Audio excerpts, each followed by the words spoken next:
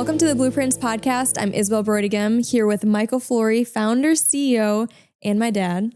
And so today we're going to be diving into clarity breaks. You just took a clarity break, went away for a weekend and took some time to focus, recenter. So I really want to talk about what is a clarity break, and then why you do them, and then what were some insights that you gained from this last clarity break. Yeah, it's great. It's always amazing and it's always hard. When I first learned about clarity breaks, it was kind of presented to me as a leader of the company. It's really important as you as an entrepreneur to get away and take some time with a blank piece of paper. So that's what it starts off as, just a blank piece of paper and a pen and no devices, and just sitting there and thinking, and then writing your thoughts down, and just basically getting everything that's inside of me out on paper. But the biggest challenge I find with a clarity break is like actually scheduling it, putting this on my schedule, and then committing to it, and then doing it, because there's all amount of excuses that I come up with. This wasn't going to be worth it. I'm more valuable if I'm here working in the business. So the clarity break is really an opportunity for me as the entrepreneur to take some time away. If you're leading people, you need to sometimes get time away from the day-to-day, the busyness of all the interruptions and all the fires. And it doesn't matter how long you've been in business, you're going to have fires, you're going to have decisions to make, you're going to have things that are coming up. And it's just an opportunity to get away from all of that and, focus on whatever comes up. And then as you process through that, then what else comes up? And so a lot of personal, a lot of professional, all mixed together, and it's a beautiful thing. Yeah, and usually you and I will talk about your clarity breaks, but you just got back from it. So I actually haven't heard any of the insights from your clarity break. So I'm really curious because, you always come back from those refreshed with a vision, with clarity. And so what popped up on this most recent clarity break? Well, it's a very personal, I had a very personal retreat. Different things come up for me. This last one was had a lot of depth to it. And so I got to kind of dive into some of I think the opportunity is, especially in our culture, it's really easy to be stuck in your head.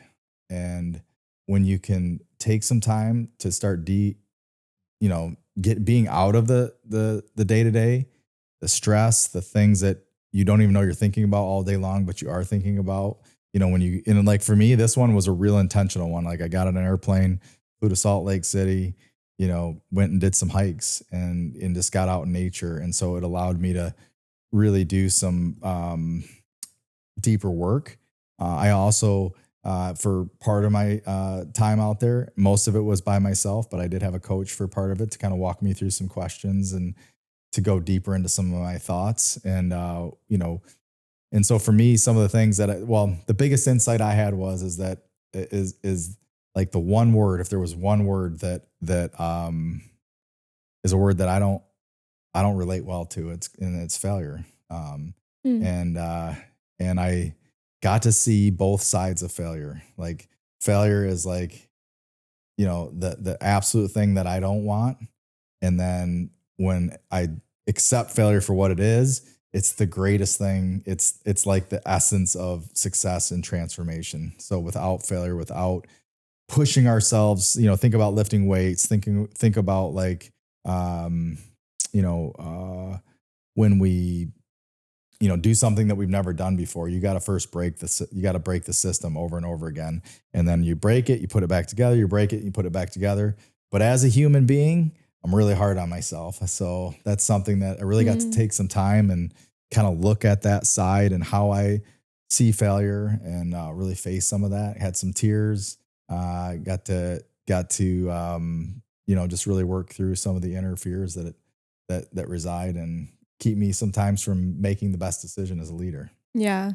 And I can just say, not only as somebody who works alongside you, but also as your daughter too, like, it's been really inspiring, and I'm really proud of you for taking that time away. Like, I know how busy life is. You have 8 kids and a business and involved in other things and giving. And so I just have watched you, especially in the last 2 years, be really intentional with taking that time away, and your clarity breaks have become like a more and more, I don't know how to say it, but like a powerful transformative time for you. Yeah.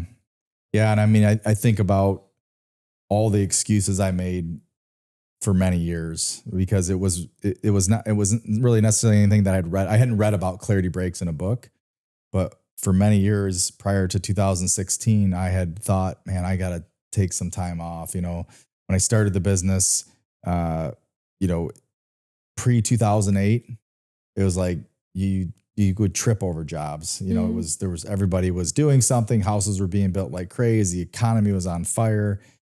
You didn't have to be, you could do a lot of things wrong and still get a sale. And then the economy crashed in 2008 and constricted our business, and things got really difficult and really hard and just a lot of grinding. And as a new entrepreneur and not having some of the skills and tools you're still learning, you're just working harder, and I'm going to work harder and do more and work faster and try to get more done. And, you end up getting to a place where you're really stuck, and you get to certain levels, and you can only do so many sales when you have these kinds of processes in places, and maybe you're lacking a leadership team, and you don't have the right people in the right seats, and so you're just banging your head against the ground.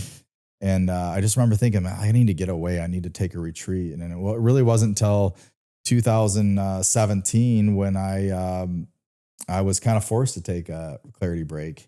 And for a lot of entrepreneurs, a lot of people out there, like, we have a choice every day. We got choices. We're in choice. That was another big takeaway from my clarity break, is that like everything in life is a choice. And how many times have I probably said this to you guys, like, make good choices, right? Yeah. But if we just drop the good part and we just say make choices, imagine the freedom that comes. Because honestly, is it a good or a bad choice? Let's say you make a choice and it ends up failing, right? What do you learn from that? You can grow from it. Yeah, we grow from it, right? That was like the whole essence of my clarity break. But I just want to emphasize too, for me, it took, playing hockey and getting knocked out and having a fight for my life for 2.5 years, going through a head injury season and having to go see doctors and, went to multiple clinics. It wasn't until I got, 2.5 years into that, I really got my brain working again. But during that season, because I couldn't do the things that I had always done, like I couldn't go into stores, I couldn't handle lights, I couldn't handle sounds. It was during that season that I really felt this voice inside of me say, like, it's time to retreat, time to get away. And it was during that season that I started spending time by myself. And you can do it as simple as do it in your backyard. And I found a place here in DeWitt, Michigan. It's a real special place to me, but it's called St. Francis Retreat Center, and it's a retreat center that anybody can go use, and you can do personal retreats there. And it's just 4 walls and a space. But it was really during that season that I really started to process through a lot of stuff that we push down, and in life, when things come up in the midst of life, let's say when you're, when I first started this business, like how old was I? I was 25 years old. I had certain things. So when certain things would come up, you guys were all young, right? There would be things that would come up. You guys would get hurt. I remember when I took you to the ER, like all the emotions that I felt when you got your finger stuck in that clipboard in the back seat of the car. I kind of forgot about that. And I had her out on an in-home with me, and she was in the car with mom. You were in the car with mom, and you put your finger into that clipboard and couldn't get it out. We had to take it to the ER, and they couldn't get it cut off. And we were there for, it was crazy. So it was like finger was stuck. I thought we were going to have to cut your finger off, and there's a lot of trauma. And like during that moment, I was just in the moment there, just solving problems, being the fix, and it's like, and I didn't take the time to process. Like, it's like, we got your finger out there, we got you home, we got you iced up, and then we're off to the next thing. It's just life sometimes doesn't give us a chance to break. So, the clarity break is really about an opportunity for you to take a break from all of this, all your relationships, all of your stuff, all of the things that you think that are so important, And, so as I started taking those retreats, during that season, they were really, really hard, but very special times. And they were kind of the fruit that led to me continuing to do that. I could say it's a little harder now. It's very intentional now. I mean, I do it, I put it on my schedule. I just do it. But when I was dealing with my head injury, it was like out of necessity. I had to go because like I committed to it, and I was trying to get better. I was trying to heal up. I was, I had to have the space because I couldn't think the way I normally could. I had to have the space to just be away from everything so that I could try to refile my thoughts and figure out the next plan. Who was the next doctor? How was I going to do this? What were my action items? What things did I need to put in place? And so I would do a lot of tactical work, and you can do some of that in a clarity break too. So it can be, I mean, I would take Post-it notes, write all my goals on different things that these aren't like small Post-it no, notes. these They're are the like extra large Post-it notes and put them up on the wall. All over the walls. And, so I've done it a lot of different ways. And the key is just committing to doing it and realizing that like it is probably the greatest, not probably, it is the greatest thing that you can do as a human being is give yourself space and time, especially if you're in a leadership role or you're an entrepreneur. I think it's essential. It'd be like trying to plant a garden without tilling it up first. So these clarity breaks are like, it's like tilling the ground, and then you get to plant the seeds. You're not going to come back and everything's going to be fixed. I can tell you that. Like, that's just not going to happen. But you're going to till up some ground, you're going to plant some seeds, and it's going to be, you're going to have the soil where when you get back, you're going to start seeing things a little bit different. Things are going to start popping up that you didn't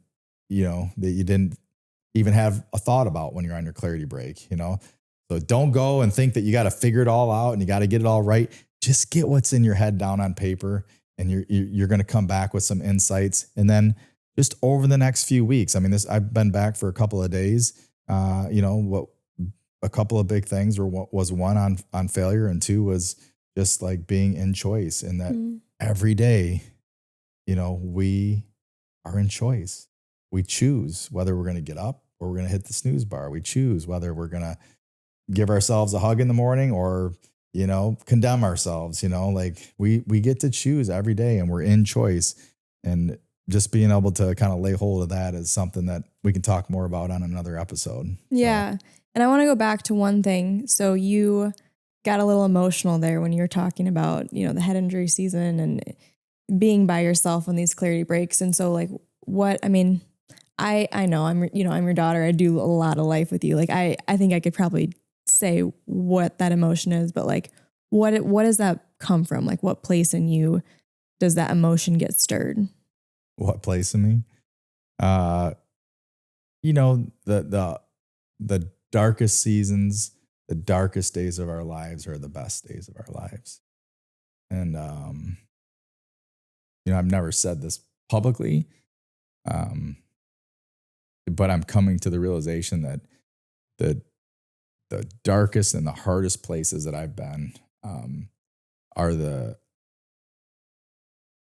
as I look at them, as I get away and I take these clarity breaks, I'm able to see a different part of me. As a 10-year-old boy, when I lost my parents, I saw that as a total disaster, And in this world that we live in today, just really close to our home on Sunday, there was a shooting in a church, and affected people in our neighborhood that knew people there, and really close to home.